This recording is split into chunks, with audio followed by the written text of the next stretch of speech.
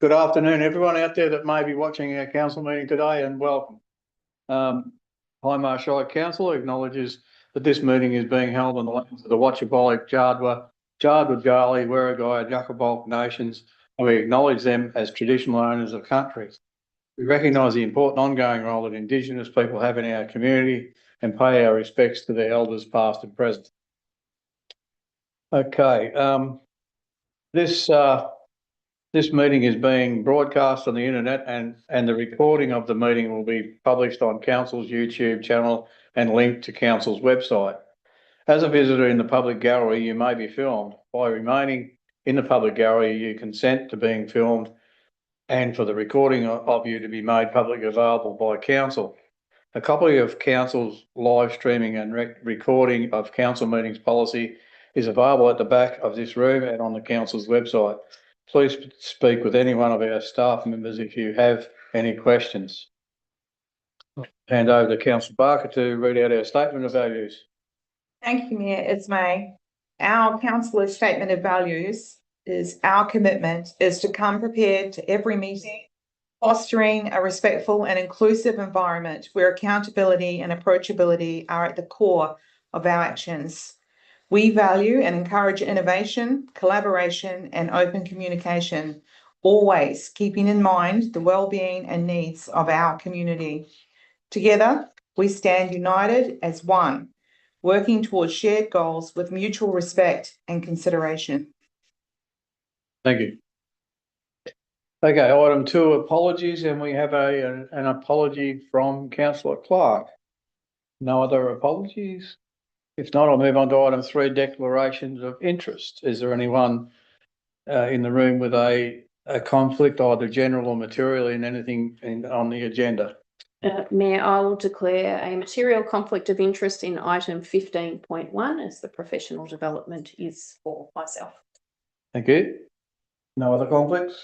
No? Okay, move on to item 4, confirmation of minutes, and there is a recommendation. I can move that the minutes of the ordinary council meeting held on Wednesday, 28th May 2025 at the Neil Council Chamber, 92 Nelson Street, Neil, as circulated to councillors be taken as read and confirmed. Thank you. And a seconder, Councillor Barker. No speakers against the motion. All in favour? Against? Motion carried. Thank you. 4.2, business arising. We don't need to worry too much about that. Item 5, public question and submission time, and there isn't any. Righto. Item 6, activity reports. Start with volunteer breakfast. I attended all the volunteer breakfasts. They were all fairly brisk, and I think there was a bit of a frost at the nil one. And Japan was fairly cool too, and most of them were cool, but there was very good turnouts to all the volunteer breakfasts. It was really great to see people, and I did note there that there was a lady that came up to the Rainbow breakfast because she'd missed out on the Japarrett one, which I thought was very, very keen of her to do that. That was really good. I went to a Barangi Gadgin Land Council forum in Horsham along with the CEO, and I was very impressed with their presentation. And I've got the publication that they put out on the day, and I think us as a council need to work closely with Barangi Gadgin Land Council into the future. I think we need to be working with them rather than against them, and vice versa. And I think we can achieve that. And I think they're a great organisation. I would like to see whether we can't make some inroads to helping them with some of their projects. There's some great projects that are listed in there. So Western Highway Action Group meeting, Youth Council Disco, Councillor Aitken and I put our heads in, and probably a little bit old for discoing, but and they were playing the wrong sort of music. But anyway, it seemed like all the kids there were having fun, and there was quite a few of them there, not as many as they normally get, but anyway. Drop-in sessions and what have you. The centenary of the Japarrett Memorial Hall was a great evening that I went to, and there was a few others there on the night. And I guess I had a bit of a unique situation where I worked in the upstairs there as a councillor on the old Shire of Dimboola, along with Darryl Argle, who was there, and we've both been former councillors on the Shire of Dimboola and also both councillors on the Hindmarsh Shire. So it was a great night, and there was quite a few people there, and Craig Proctor did a really great presentation of the history of the building. So the John Coppock story, Councillor Aitken and I also attended that on the Saturday night. And it was a great story. It was really, really well presented by Andrew Pollock, and I thought it was a very, what would you call, level account of the whole thing. It wasn't, there was, his bias wasn't in one direction or the other, and I thought that was really good. He mentioned the the interaction with the Aboriginal people and all that back in those days, and some of the conflicts that happened, and also said, well, it wasn't all a one-sided thing. So it was a very interesting night, and he's done some great research about John Coppock, who leased the whole area up in the Mallee there back in the 1840s or something, 1840s. And I think he passed away in 1865 or something, and very interesting history. So that's all I have to present. Councillor Oy. Okay, thank you. I attended the volunteer breakfast as well and the budget drop-in sessions, but the citizenship ceremony, that was my first Hindmarsh ceremony, so that was nice to attend. Reflected on when I guess I became Australian citizen, I should say. It's good to see the new multicultural groups coming through. So that was really nice to see. Another interesting event I attended was about food security through the Wimmera Mallee Tourism. Wimmera Southern Mallee Development Group. Too many groups I attend. That was interesting about talking about food security when Australia, if it's placed in a position of crisis with the way it's changing at the moment. So to know that we've got a defence strategy, but we don't have a food strategy. So that was interesting to see that the organisation approach this region, and that this region could be the first area to develop strategies for food security issues. So because we're living in quite volatile times at the moment, so it's very pertinent at the moment to have that strategy. And the other one, also doing my first governance training course. That was enlightening to understand the roles and responsibilities of, when I'm on the directors and also for community groups, about the responsibilities. And it's like there's a realization that, you take that responsibility seriously. And then, of course, another interesting event was to celebrate Japarat's Memorial 100th anniversary. To learn more about how special that building is. And that's why I think heritage is really important for this region. Got to preserve it and celebrate, and also tell stories about it, because a lot of locals don't understand the significance of what they have in this region. So that was really important. So, thank you. Thank you. Councillor Aitken. Thank you, Chair. Yeah, so volunteers breakfast at Japarat and a budget drop-in session. Again, as Councillor Ismay said, very cold in the mornings at all the breakfasts. Again, as Councillor Ismay said, we went to the Hindmarsh Youth Disco at Japarat Memorial Hall. Council briefing, the Japarat Memorial Hall 100-year celebration. Again, as reflected from Councillor Ismay, Craig Proctor, a great talk about the history of the Memorial Hall, and also to the John Coffey, or how do you say his name? Coppock story. You were close. Yeah, getting close. Look, Andrew Pollock did a great job of his documentary, and hopefully it can be shown up at Rainbow in the near future. Thank you.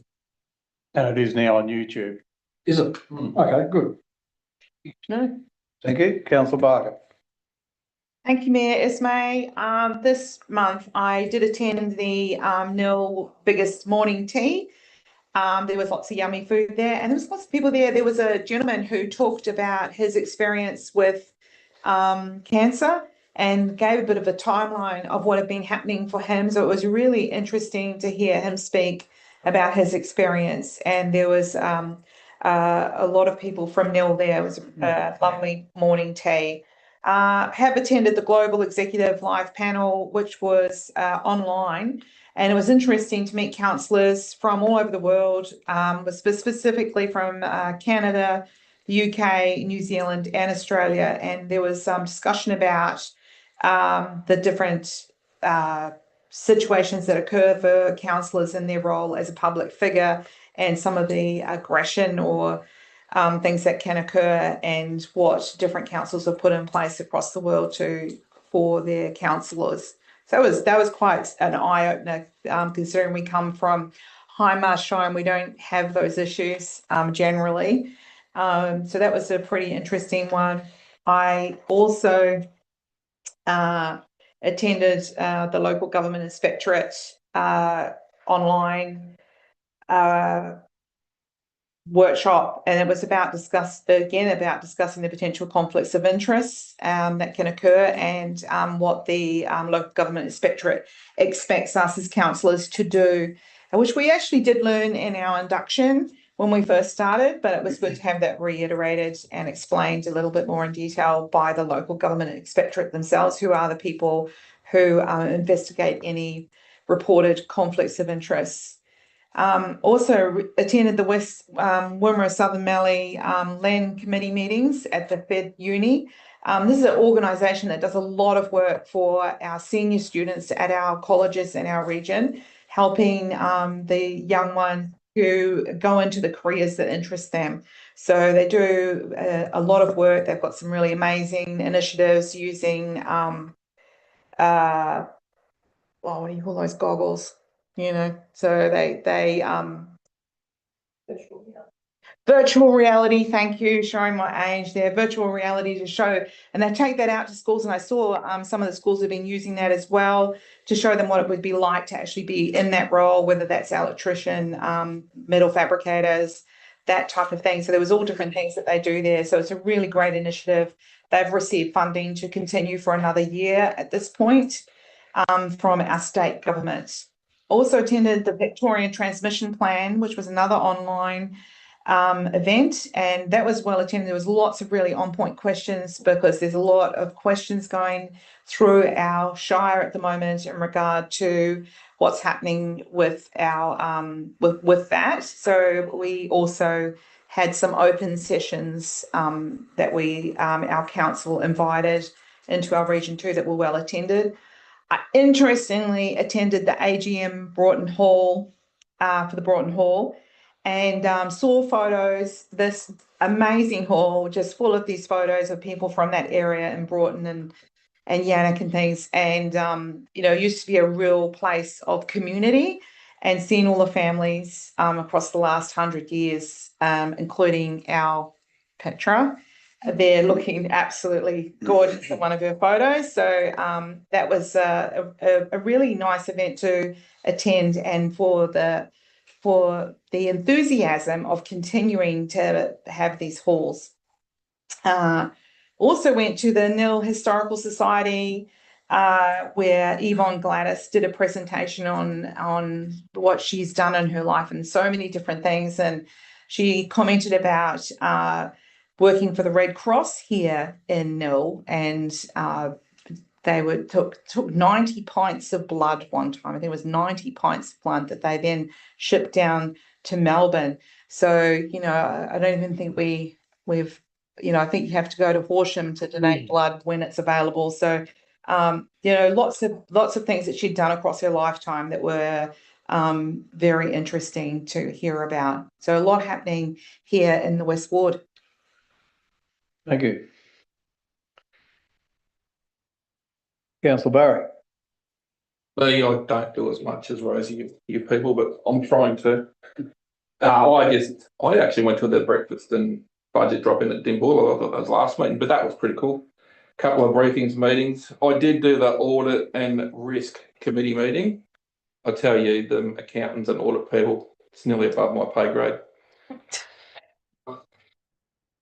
I like putting prices on things when I see them, not on paper, but anyway, that's all good. And I chaired my first meeting here, the heavy transport freight group, and I think that went pretty well.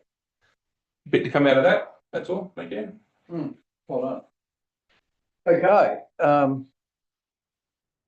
item 7, correspondence. And a recommendation.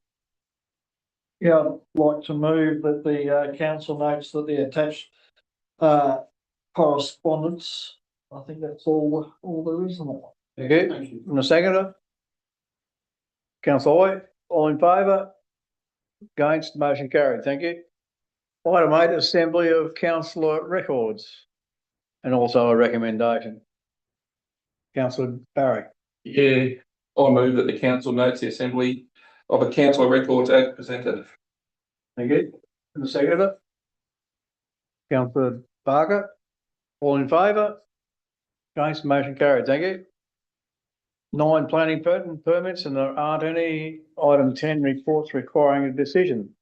10.1, adoption of the 2025-2026 budget, incorporating the long-term financial plan for 2025, 2026 to 2034 to 2035, and the revenue and rating plan. This report presents the draft 2025 to 2026 annual budget, incorporating the long-term financial plan and draft revenue and rating plan in accordance with the Local Government Act of 2020. The report includes a recommendation that council adopts the draft as the 2025-2026 annual budget, incorporating the revenue and rating plan and long-term financial plan. The budget is being developed to balance the retention of existing community service levels, maintenance and renewal of assets, and the new initiatives to improve the amenity and make Hindmarsh a better place to live. One of the key focuses of this budget, shaped significantly by community consultation, is addressing the priorities identified by residents. The community has told us that roads and pedestrian infrastructure are the highest priority. So we are investing $4.693 million in road construction, resheets, reseals and final seals, curb and channel and footpaths, both maintenance and capital works. The total amount of the to be raised by general rates and charges in 2025-2026 is $10.336 million, which is an increase of $0.294 million from 2024-2025. The revenue and rating plan includes differentials for farms and commercial/industrial properties, 10% discount, recreational properties, 50% discount, and non-farm vacant land, 100% penalty. Under Council's community engagement policy, the 2025-2026 budget, updated revenue and rating plan, and the long-term financial plan was made available for public inspection and the receiving of submissions for the period of Thursday the 8th of May 2025 to Wednesday the 10th of June 2025. One submission was received at the time of preparing this report alongside a request from a council community assets committee. And I'll now open it for discussion. Councillor Barker. Thank you, Mayor Ismay. I do note that the one submission that we did receive was from one of our biggest organisations, community organisations. There's many very prominent organisations across all of the Shire, but currently we have a significant investment in works assisting the Nil and district sporting clubs, which is all our sports here in Nil.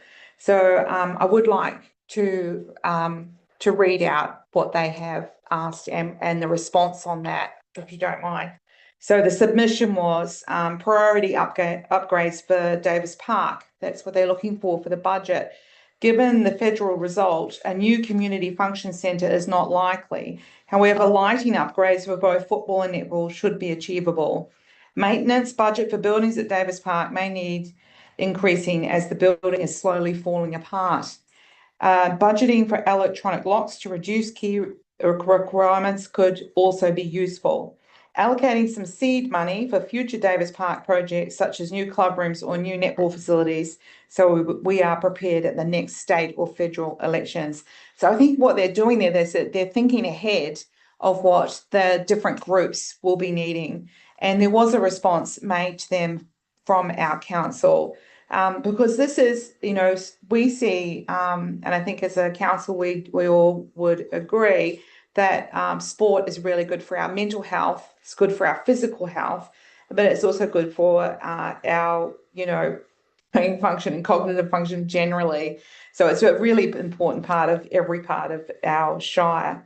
So the council has applied for funding for master plan development for several facilities across the municipality, including Davis Park.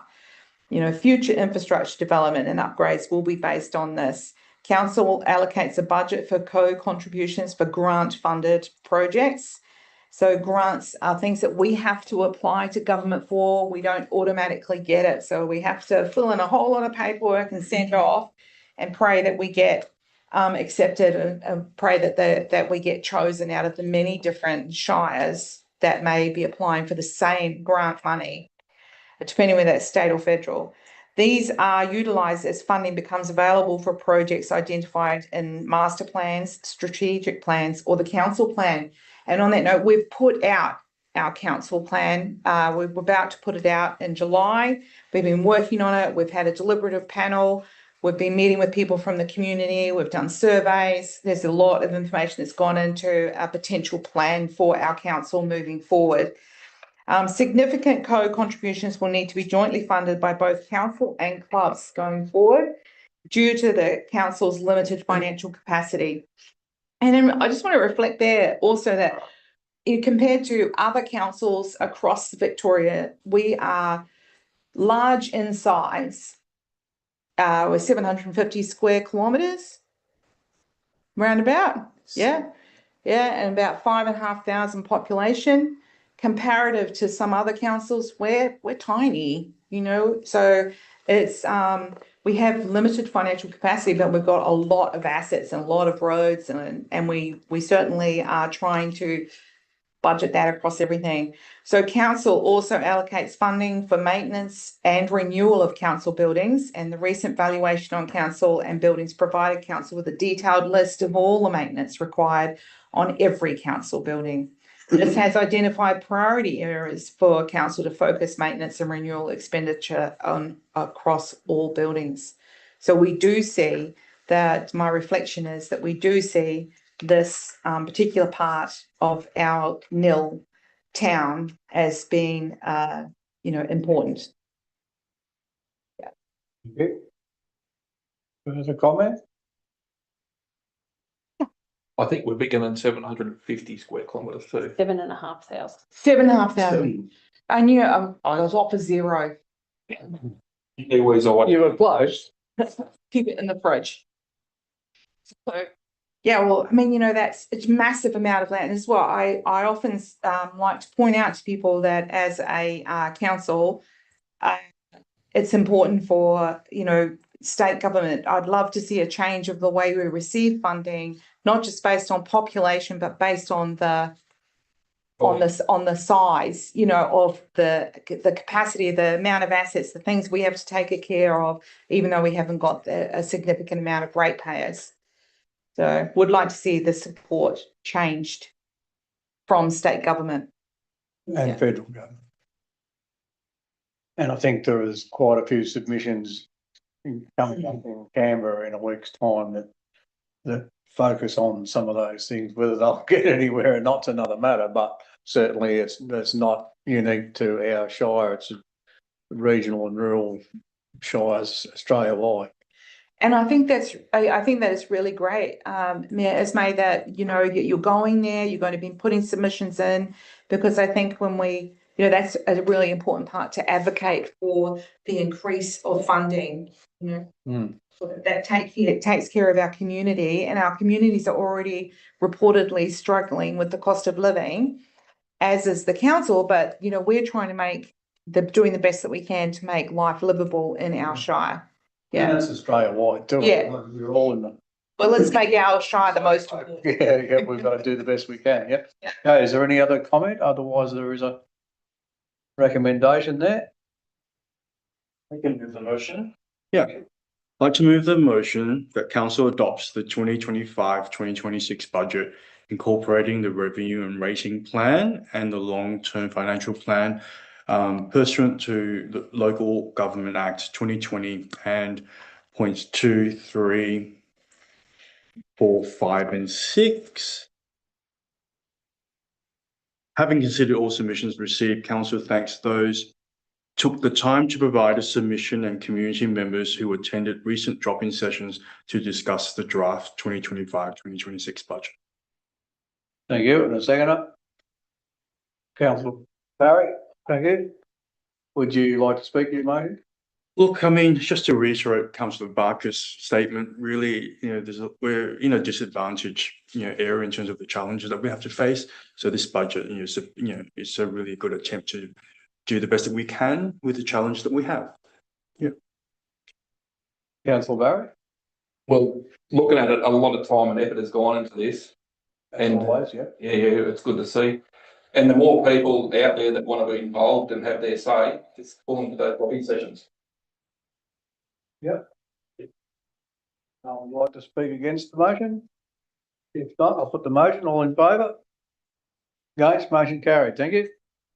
10.2, proposed changes to purple glass bin collection. Thank you. Sorry? Oh, on you. This report seeks approval from council to alter the curbside glass collection frequency from 8 weekly to 12 weekly. This is to maximise the utilisation of service that is currently utilised at a very low rate. The recent bin audit suggested that the bin presentation rate on a collection night was 21%. The feedback on the proposal was sought by council's Have Your Say page between the 3rd of May 2025 to the 2nd of June 2025. Over 2/3 of respondents said that they do not put their purple glass bin out every 8 weeks and agreed that there would be enough capacity to change to a 12 weekly collection. The proposal will take effect after currently scheduled 24 of October 2025 glass collection day. So, Councillor Barker. Thank you, Mayor Ismay. I'm aware that this was a state government initiative, and I have some questions for council that I was wondering if you could respond to. What was the state government trying to achieve? Did Hindmarsh Shire receive funding for the purple bin collection? And did Hindmarsh Shire comprehensively promote and sell the benefits of glass collection to our community? Let me answer that. I will. So this is the, I'll go a bit louder. This was the part of this Circular Economy Act where the state government has the pathway to introduce 4 waste stream. Out of that, the glass is the 3rd one we have introduced at the moment, and then the next one would be the FOGO. The glass stream does not necessarily needs the introduction of the curbside collection. It can be the transfer station drop-off, but we chose to introduce the curbside collection. There was some funding available to start the purple bin rollout, which was invested towards the purchase of the bins and bit of education material at the start. Answer your questions any more?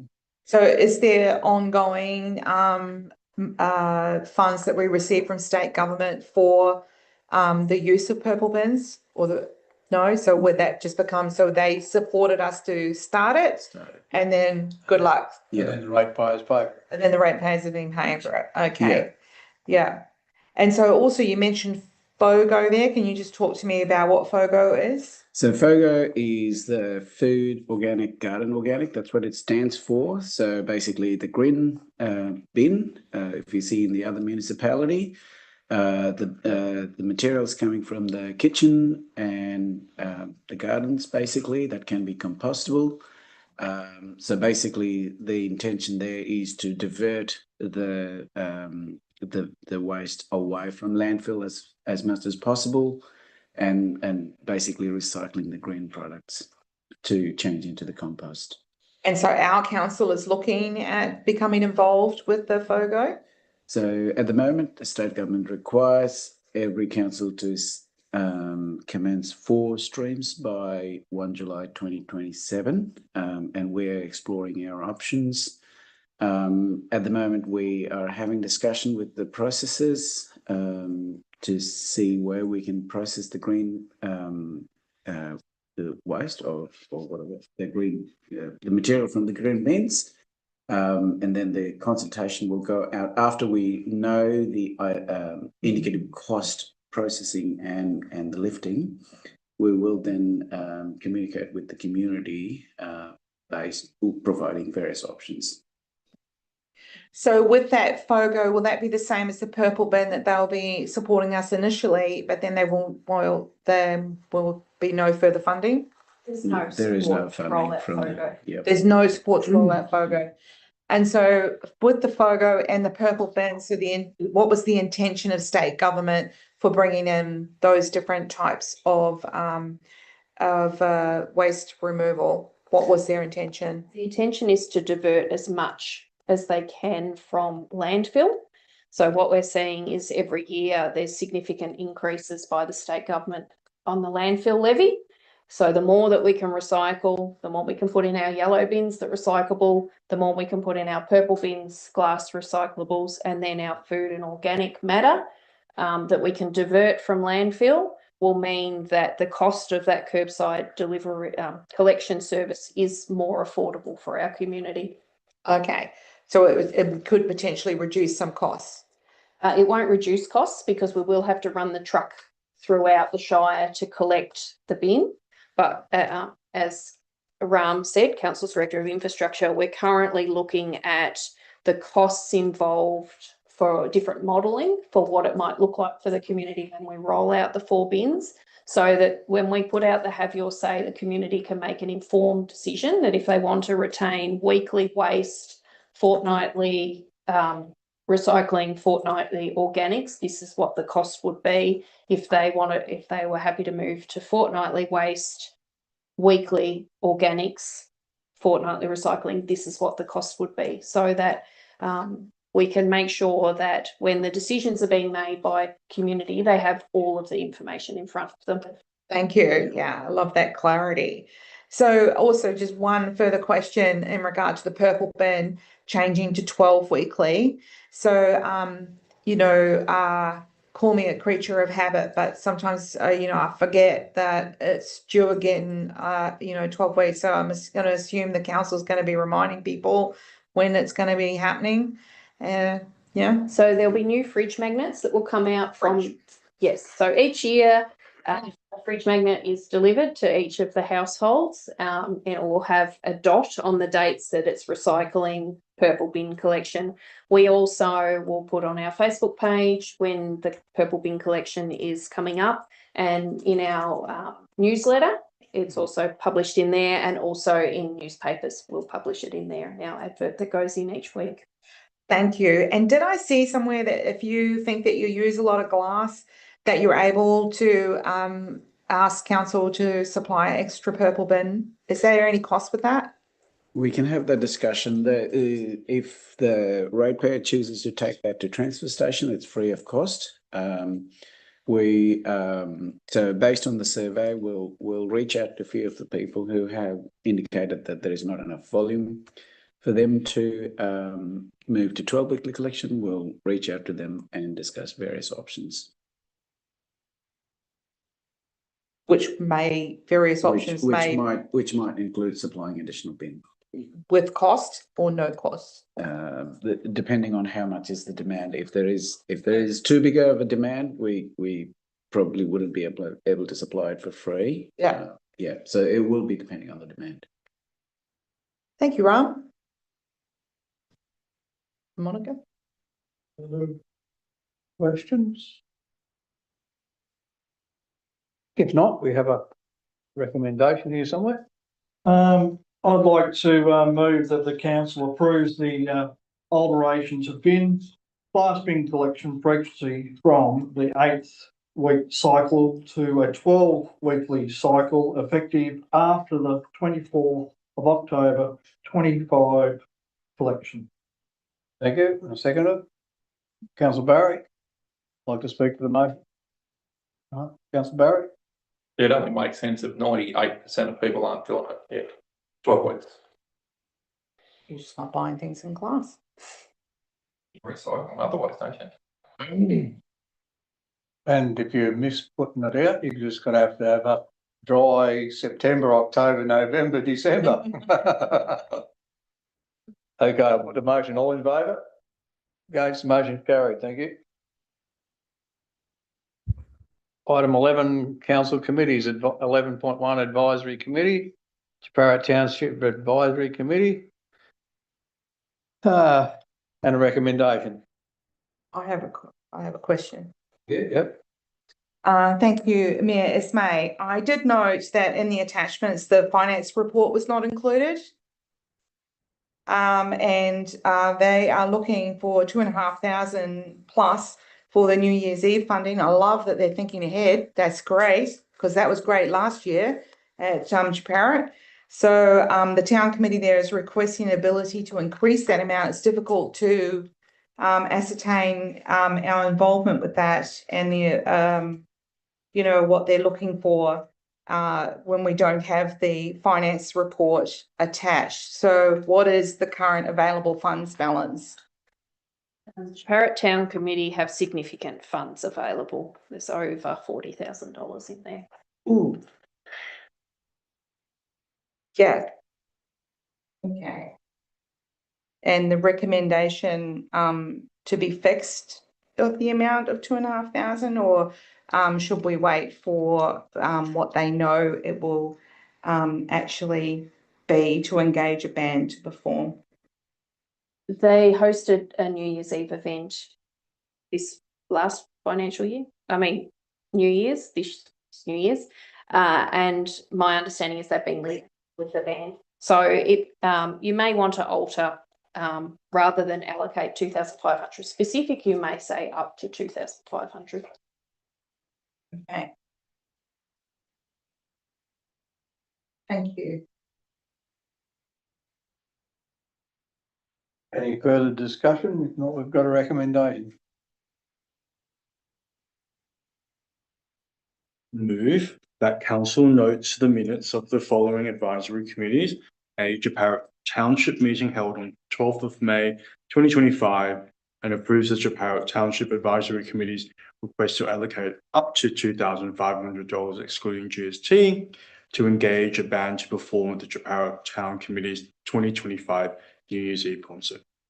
Thank you. Second. Councillor Parker. Like to speak to the motion?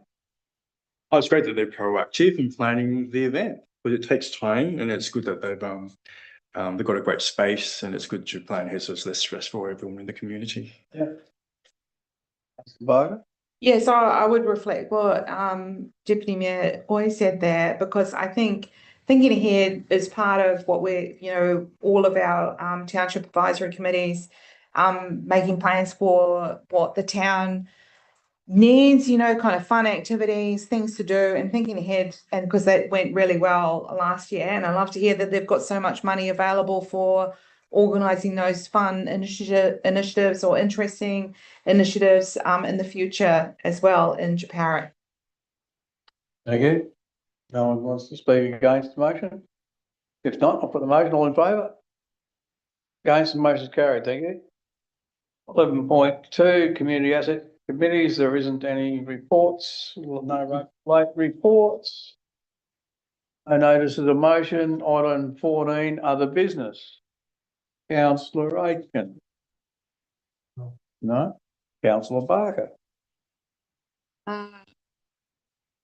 I would like to reflect some of the reports that I've seen in the media in regard to the ESVF levy, and where some councils are saying that they are, like Yarra Council has said that they are going to may consider pursuing legal action against the state government for so that they are not responsible for collecting the levy.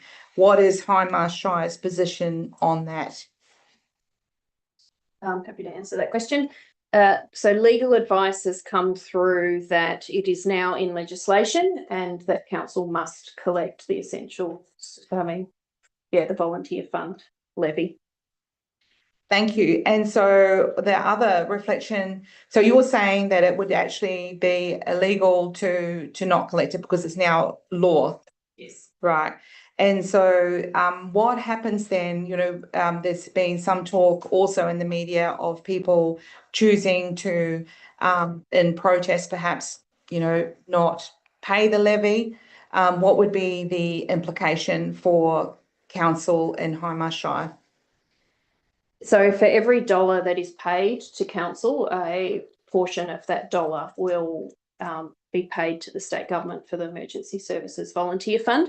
So when people receive their rates notice, they will see Hindmarsh quite clearly will have marked in red that this is a state government enforced levy on council. It's directly paid to the state government. If people choose not to pay that proportion of their rates, the state government will still receive money. And what will happen is council services will suffer because we won't have our budgeted income to undertake all of the services that we need to deliver for our community. Right. So council will have to pay a proportion of that levy regardless of whether the ratepayer pays it or not. So this is, yeah. Thank you. So it operates the same way as the fire service levy. Mm. It's a requirement council collects it, and it's a requirement that council passes on to the state government. Thank you. So I think anyone that tends to think that they're going to, if their intention is to not pay it in protest, they're going to punish us as a council rather than the government, because the government is still going to get their money. So, Well, and reflecting that, it's not only and council is the community. We're representing, as councillors, we're here for the constituents. So we're here to try and create a great place to live, great roads to be on, yeah. rubbish collection, all of those things, halls, festivals. We're doing our best to do those things. So if, you were talking about us as a community. Yeah. Anyway. All right, anything further? No, thank you. No. Councillor Lloyd? No. Councillor Barry? No, I don't think I have anything pressing that I need to bring forward. So confidential reports, item 15, and there is a recommendation on, do we do this? Yeah, so just the recommendation. Are we shutting off our? After you've moved. Oh, okay, right, sorry. So we have a recommendation there. Councillor Barry? I'll move that the meeting be closed in accordance with section 66(2)(a) of the Local Government Act 2020 to consider reports that contain confidential information as defined by section 3 of the Local Government Act 2020 and or part 5 of the Freedom of Information Act 1982, and following consideration of item 15.1, close the council meeting. 15.1, CEO professional development. This report contains personal information being information which, if released, would result in the unreasonable disclosure of information about any person or their personal affairs as is pertains to CEO employment matters. Thank you. And a second. Councillor Barker? Would you like to speak to the motion? I read it before I read it, and there's a lot of words. Okay, Councillor Barker? Look, I do realise it is a confidential area. It is very important that we ensure that our council CEO continues professional development in an appropriate manner.